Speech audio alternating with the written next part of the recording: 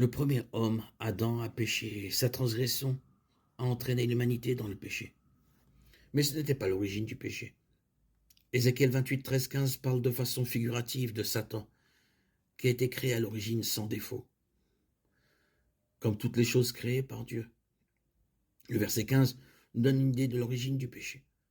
Tu as été intégré dans ta conduite depuis le jour où tu as été créé jusqu'à celui où la méchanceté a été trouvée en toi. Ésaïe 14, 12, 14 indique en outre que Satan a péché par orgueil et par convoitise du trône de Dieu.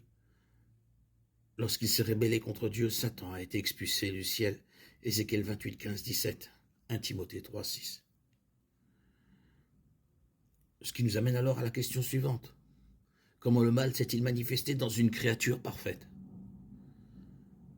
Il est peut-être bon de mentionner que le mal n'est pas une chose créée, il n'est pas une créature, il n'a pas d'existence indépendante. De plus, le mal n'a pas de norme comme la bonté.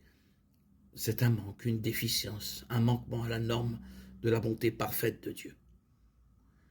Tout péché, aussi insignifiant soit-il, n'atteint pas la perfection morale. Dieu est toujours cohérent avec sa nature parfaite. Deutéronome 32, 4. Tout péché doit donc provenir de la créature, et le désir du mal vient de l'intérieur de la créature. Jacques 1, 14, 15.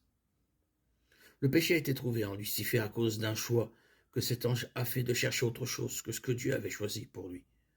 Chaque fois que nous cherchons autre chose que le choix de Dieu, nous péchons.